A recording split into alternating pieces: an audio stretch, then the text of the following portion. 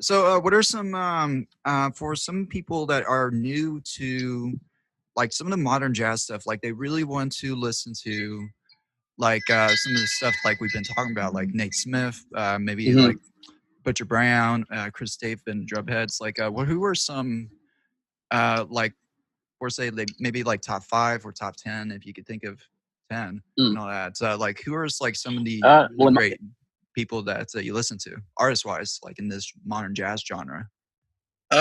so in my opinion, the people that I'm checking out right now that I really really like are um, Larnell Lewis.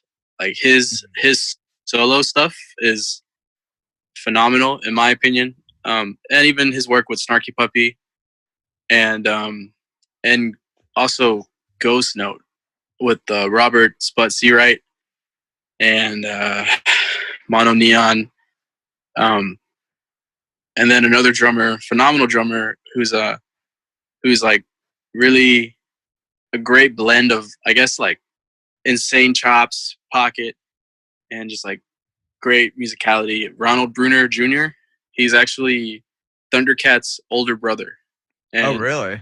yeah, and he's had like great experiences, and he's played with great band members. He played with Prince, he played with George Duke, he played with Stanley Clarke, like he played with Janet Jackson, like Oh he's my played with gosh. the best, like you name it. So him for sure, and then Thundercat obviously is he's more of like a blend of like jazz esque chords, I guess, with like a hip hop like modern approach, which is not so like what's the word like it's not going to give you like you're not going to, I guess, not be into it because it's got of a more modern sound, not just like crazy jazz licks that might shy away the common population. You know what I mean? Yeah, absolutely. Yeah, and one of Thundercats songs, Some Changes, is pretty much really popular on Oh yeah. TikTok. And Oh yeah. actually, since it was like that, I was thinking to myself, and I've done a drum cover of Them Changes, and oh my God, that took me the longest time to actually make. And just because the drums underneath, in my opinion, like I think it was sampled and it didn't match the tempo, like it didn't match with the tempo because I was trying to put a click on it, Yeah. and it was like really, really right in between, like maybe let's say, for example, 110 points, free, something like that. As Oh wow.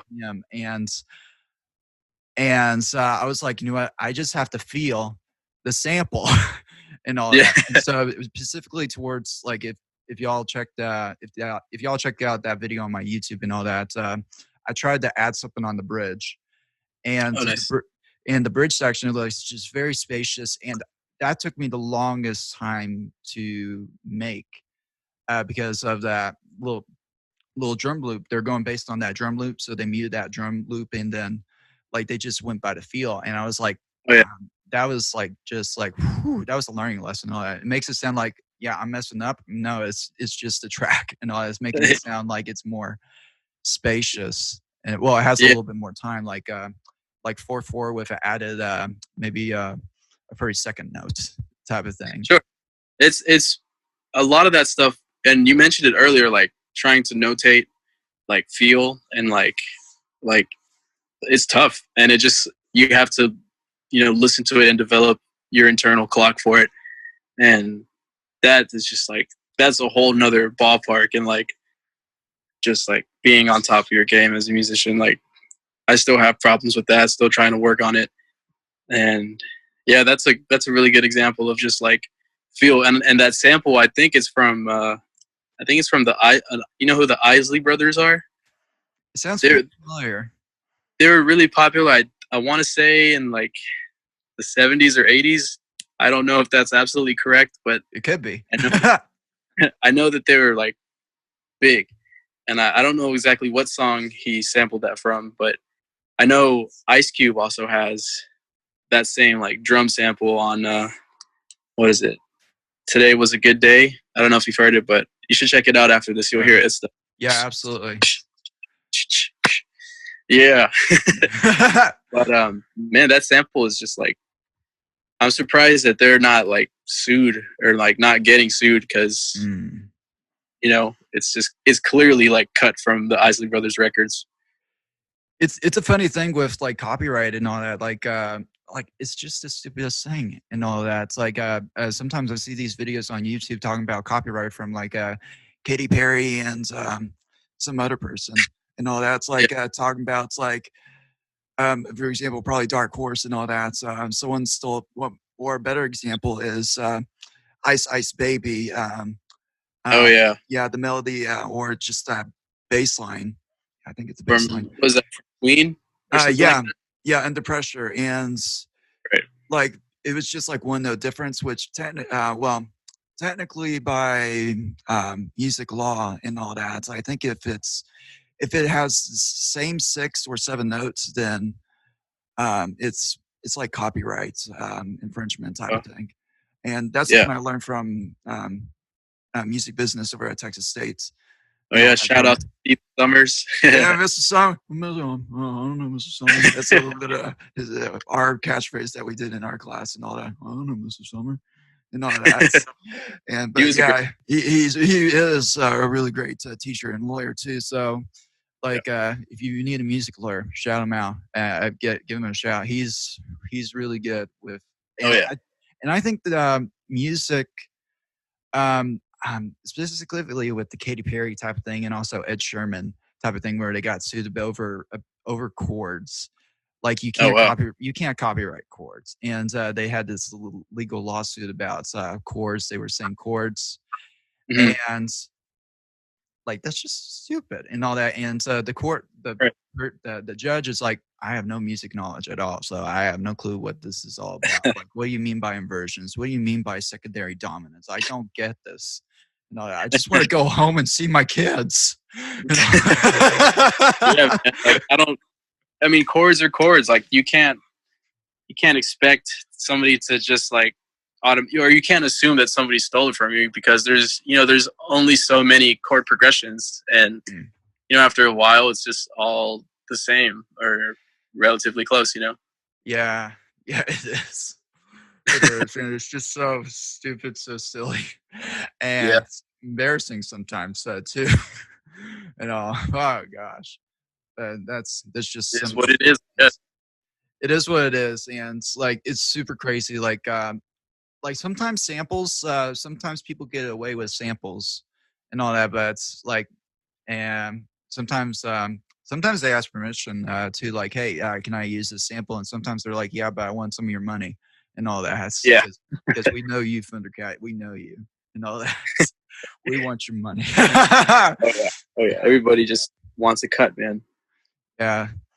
Yeah, Thundercat is pretty cool and all that. Just been like listening to that. I think it was the Drunk album and all that. Oh I yeah. don't remember the title of it, and it's really great stuff. I've been like just walking around town listening to it, and it's like Nice. just getting some vocabulary from like Yeah. just listening to these people. Like just like we were saying, like Mono Neon, Oh yeah. listening to those people.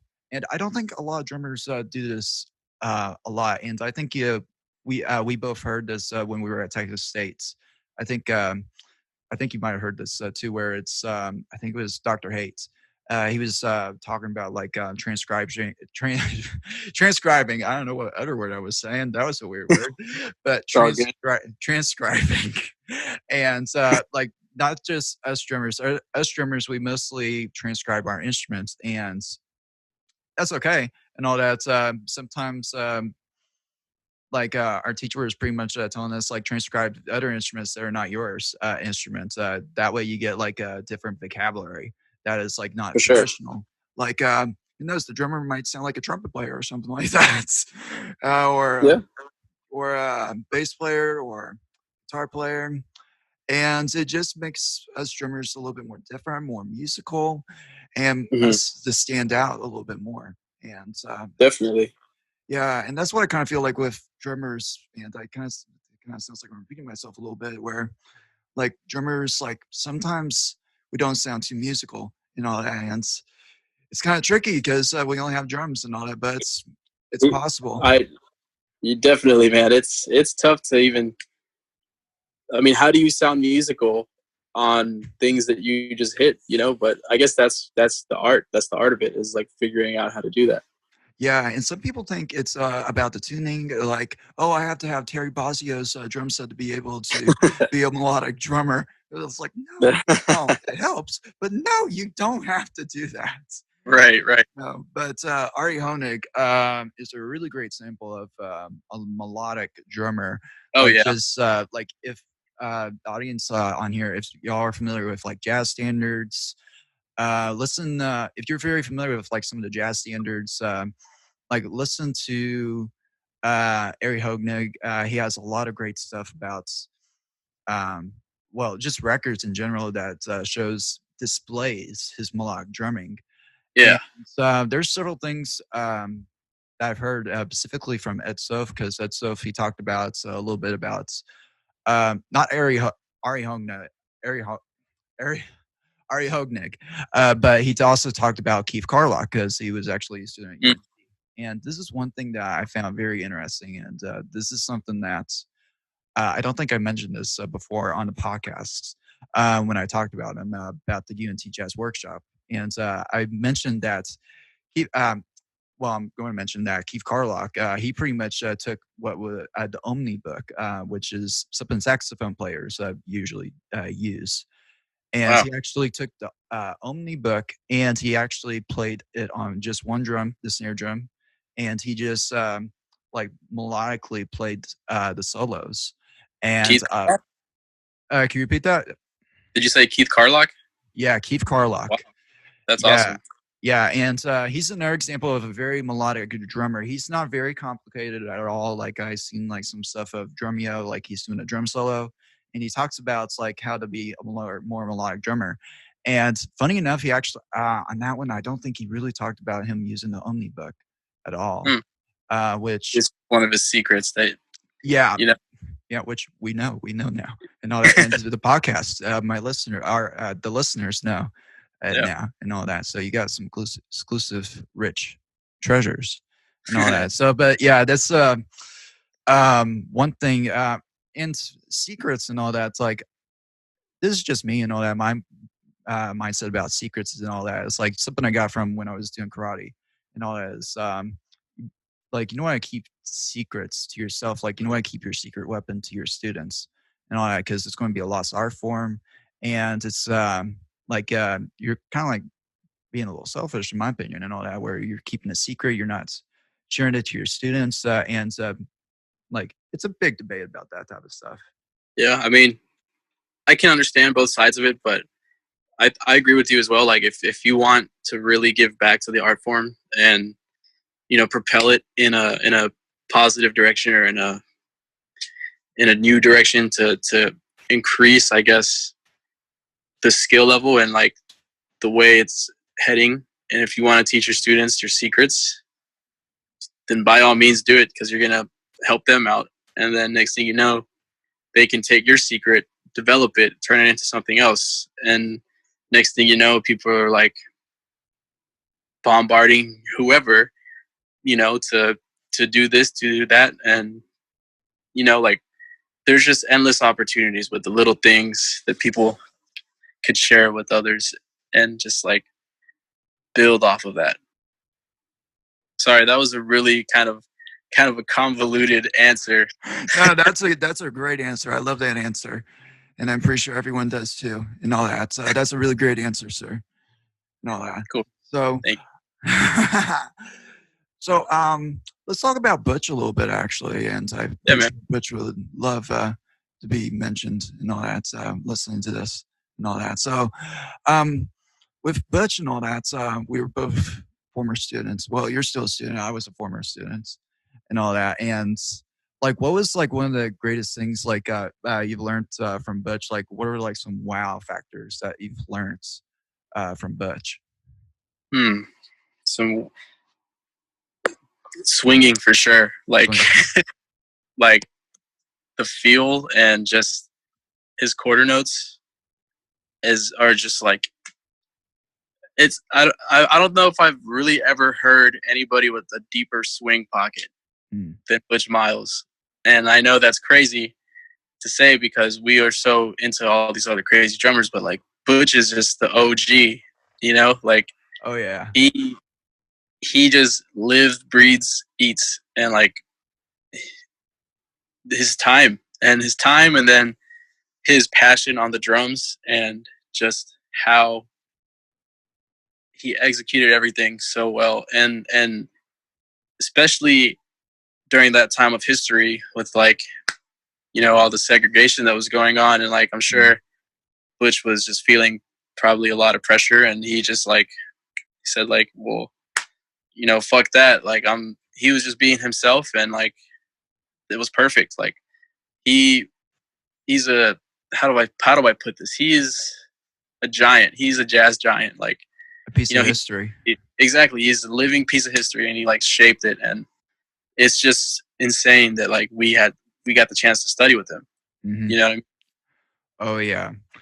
And that's just like one of the like big wow things. And like I don't think like any other school is like having like this type of opportunity and all that, where like someone like Butch Miles like teaching in Texas, like that's kind of crazy, like in Texas and all that. Butch Yeah. Miles, and we were his former students, Right. and it's pretty legendary, pretty awesome to have him as our teacher, and very fortunate to be at like this 4-year university that has a jazz program and Mm-hmm. study under this guy. It's like I'm not talking bad about like the other universities, like maybe Berkeley or something like that, or like all that other places. But I am saying that like just having the opportunity to like trade fours with Butch Miles, or get to see Butch Miles play for the Count Basie big bands, which Oh yeah, that's something else, dude.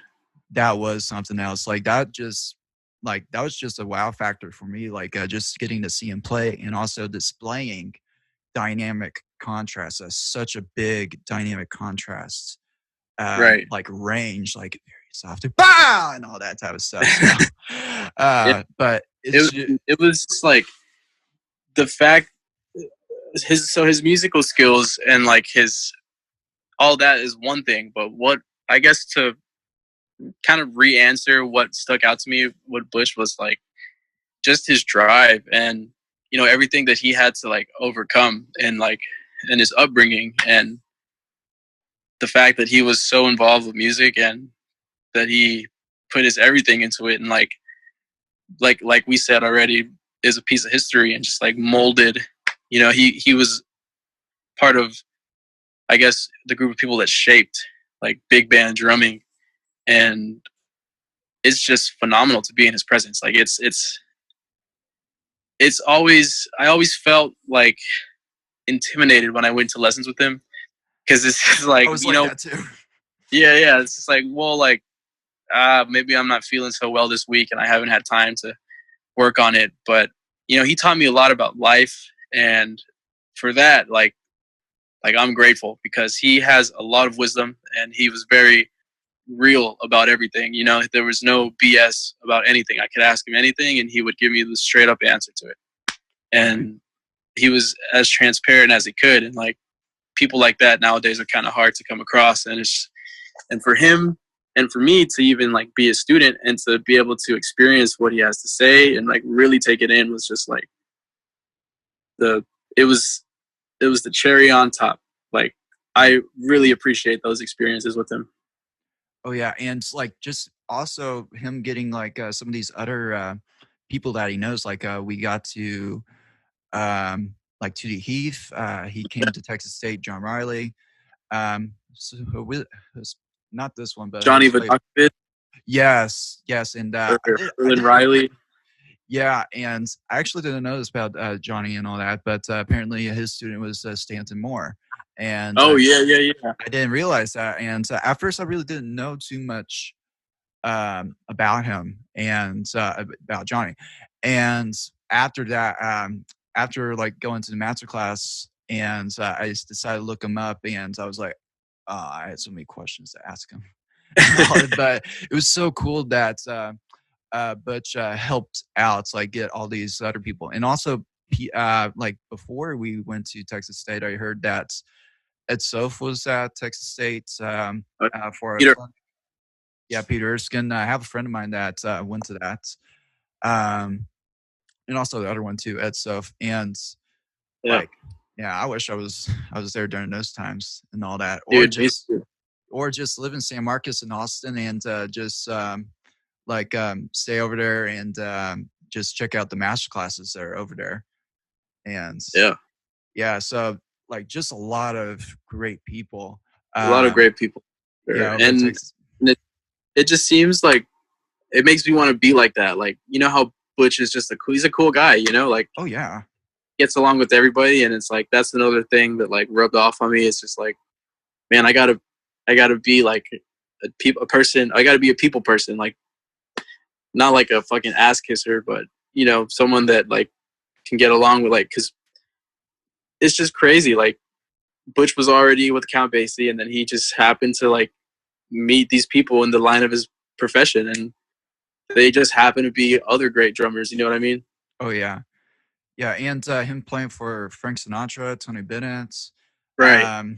Dave Man. Brubeck, and I think Willie Nelson too, but he's not a jazz guy. But he actually played one. I could recall he actually probably in one of his albums, I think he actually sang the one jazz standard. Oh wow. So that was something I actually read from a book. It was a book called The Jazz Standards, and it's a really great book that talks about a little bit of history of the jazz standard. And I actually used that book for my senior research project for my last semester over at Texas State, and that book actually really, really helped me out for my senior research project and all that. Awesome. Yeah, man, I gotta get that book. yeah, it's really good, a really good book. And I think I can't remember who it's from, but I think I'll put it in the show notes, and I'll send you a link after the show and all that. And it's a really great book. It talks about the history. Also talks about like recommended recordings to listen to, like maybe the original, and what are some alternative versions that we should probably listen to.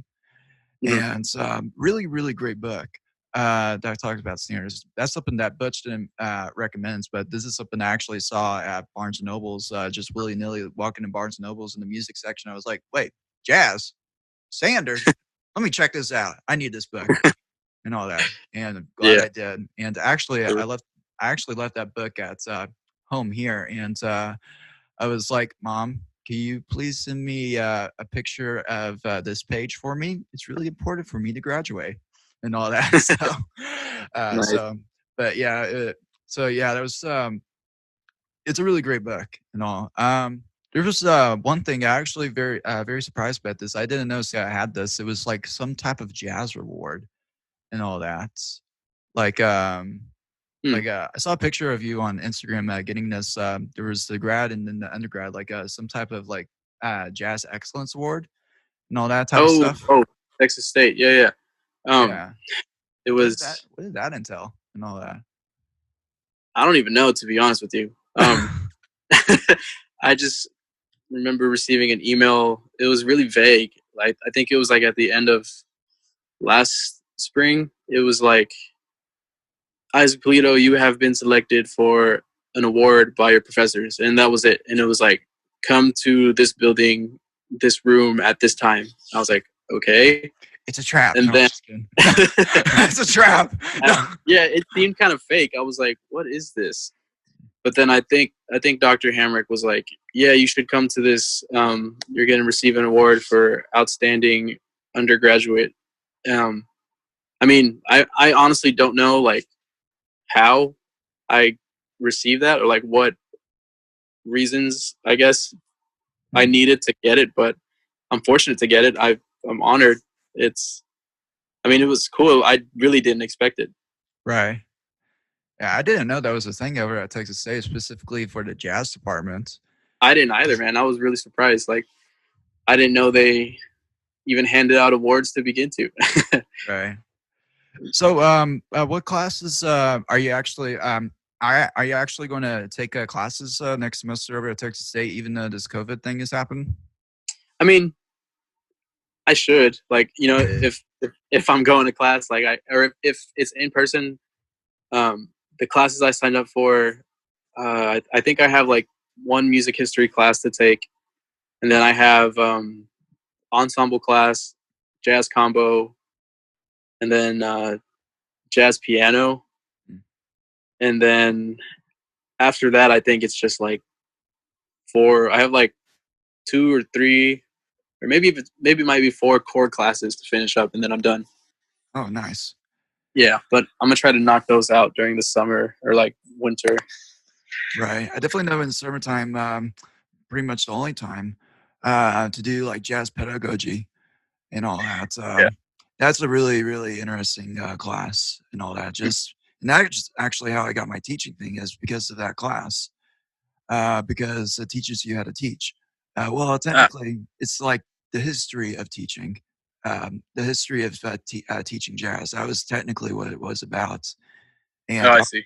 yeah, and so I was like, oh, wow, this is interesting. And yeah, very quick class. But I really love the fact, I really love Texas State just because every class has a reason. And that's Yeah, how they designed it. And like I'm just very grateful like for all the classes. All the classes are designed for a reason. Like we're not taking yeah, this willy-nilly or just because like, oh, we hate you and all that. We want you to take jazz theory improv even though you're a drummer and all that. And no. yeah. I like the first semester in there. I was like, why are we doing this? But then as we progressed, I was like, okay, like I get it. You know, this is it's a lot of drummers don't have that knowledge to to play changes or no changes or improvise, and I'm very fortunate that Dr. Haight like had patience with us and like really worked with us to develop at least just a little bit of that skill. For me, I'm speaking for myself personally, Right. but that was it was a great learning experience, and I'm finally done with the jazz arranging and the jazz improv and theory. So a lot of that stress can finally be laid to rest. Right. Arranging was pretty fun to me and all that. Like jazz arranging, like I had, well, a little bit of fun and a little bit of stress, but pretty much most of the time it was pretty fun. And It's really rewarding, like being able to make like a brief chart. Like we never really did like a full big band like chart, yeah, but being able to make something close to that was like, dang, like I can't believe I did this. Like it's rewarding. yeah. And you don't know until like maybe later, or so later in the future, where you might have your own jazz group and you do have that skill. And actually, Right. I'm very glad of that class because I used to be a finale person, and that class just convinced me, yeah, Sibelius is the way to go because that finale was not for me. It gave me so many headaches and all Dude, me that. too. Oh, I'm really glad that we were able to learn Sibelius. It seems like at first it was like, how do I use this? But Dr. Hay is just like a wizard when it comes to that. yeah, he should have his own YouTube channel for Sibelius tutorials and He all really should. that. I He'd would probably get definitely a be lot. I would definitely be a hardcore subscriber right there. I actually have a free version of Sibelius, and I don't think a lot of people even know that there's actually a free version of Sibelius. I think it's called Sibelius First. Okay. And I'm actually using it just for my YouTube channel and just notating out some of the exercises. And I'm really loving it. It doesn't have any like fancy like note heads or anything. It's just enough to get me by and all that. And so Nice. yeah, but I really like that little program, and that's what I use for some of my Instagram videos too. Except for the hi-hat integration book, I just screenshot Oh, cool. that, and I was like, "Well, it's already there, and it's just a sample. I'm just showing them for educational purposes." True. So, yeah, that's how you do not break the law and all that. Good thinking. Yeah, but that's really good. Great book. Oh, I do have one quick question. Like, how is the San Marcos music scene right now? Because last time I was there, like, it was pretty much like dying off, and I have no clue what it's like now. And all I that. mean, I'm assuming that it's the same. I haven't really played in San Marcos in a minute, Right. and I don't know when the next time anything will be played in San Marcos. Yeah, a But lot of businesses are going down and all that. just because of Yeah. this. So Like, like, I don't know. It's kind of stagnant. Like it's the same. You know, when we would go to parties and you would see like the same house bands or like the same indie bands or whatever play. oh yeah, It's kind of like that. Just seeing your friends play and stuff. And the jazz scene is just like the people in the university. So right. And like when I was first there, like when we were both like first getting into Texas State, like yeah. I was of age, and over there, over at the square and all that, like it was thriving, especially on the holidays, like Mm. Halloween, just like those holidays, and like even without the holidays, it was thriving. Like almost every night, I went to the square and Oh check if there was any music going on. And now, like my last semester, it was so dry. It was so dead and all that. The yeah. only place that was like pretty much open was like $3 any drinks over at 30 C's and all Mm. that. But like most of the places were pretty dead. Some of the places were like there was one place that was actually featured on Bar Rescues, and a lot of Oh, places. what was it? Kiva. Yeah, and now it's under. I think it's different over. Ax- Can you repeat that? I think it's called Axis. AXIS. Yeah, I was drawing a blank of what it's called now, but I was there during the last time, like when it was like doing this transition, and I was like, wow, and all that. And there was It actually a looks clip. pretty. Yeah, it looks pretty good and all that. Like at first, when they first opened, it was pretty good, but now, when it was like my first, one of my last like times over there, I was like checking out, like, and it was like pretty much getting back to what it was a little bit, Yeah. like activity wise, like not a Right. lot. Right. And it was not just them; it was like the whole square was pretty quiet, and I was like, "What's going on?" and all that. Yeah. What's this college town activity dying? You know, there's not too many bar bands going on, or just like too many acts going on. And Yeah. yeah, and Best Meal closed, and I was like so sad about that. That vegan burger joints, like I love that place. Well, Yeah. Buzzman was a spot. yeah, well, I still love Pie Society. That was like the great pizza joint over Oh there. my, dude, I missed it. I missed Pie Society. What'd you That's, get at Pie Society and all that? I would just get like, I mean, I don't know. I would get anything there that just like looked good, you know. Mm. I wasn't if I wasn't getting pepperoni pizza, I was getting like the pie of the day or whatever, or a calzone. Yeah, But my dad had that one, the calzones. That was yeah, the he big thought it old was pretty good. pocket. Yes, I was like, wait, that's what it is. What and all that. So, but I over there, I usually had the tempeh. I think I'm remembering the name right, but all it is like a vegan pizza with the vegan Mm. cheese, and it had like a tempeh on top. And some people might think, wait, what? But it was really good. It was actually really good. It was like a meat substitute. Oh, cool. And that's what some people do as like it's kind of like a meat substitute. And it was like it hits the spot. Always ask for extra vegan cheese. That's All right. that's You know, yeah. I've never tried vegan pizza there, but I'll tell you what, I'll try it next time. Yeah, it's really good. Like I actually had one of my friends who's like a really hardcore meat eater and all that, which Yeah. I'm going to see him later today. Oh, And cool. and he actually goes to SFA Nacogdoches, and he actually came by to visit me. But he was actually going to see Dr. Lonnie Smith, which is a really great organist to check out. And he actually came by to check Pie Society. It was like, hey, let's go to this pizza place. It's like, I don't know. And it was like, come on, man. And it was like, okay, all right, for you, Todd, and all that. And so he tried it out. It was like, Todd, this is even cheesier than a cow. and all that. So, Dude, which is Pie true. Society never disappoints, man. Yeah, I wish it was here in like Houston, man. Like that place, I definitely know that place is really good. It should branch out more and all that. But Sure. but anyway, but well, I'm pretty glad we got to talk and talk. I can't think of any other things to say but good, talk. yeah, man. I really enjoyed it. It was a good time, and it's good to hear from you and good to talk to you, man. Yeah, and know you're staying safe and like practicing. Well, somewhat practicing, but yes, practicing and all that. Like, yeah, just going on Instagram, like, oh yeah, Nate Smith, yeah, that's pretty good.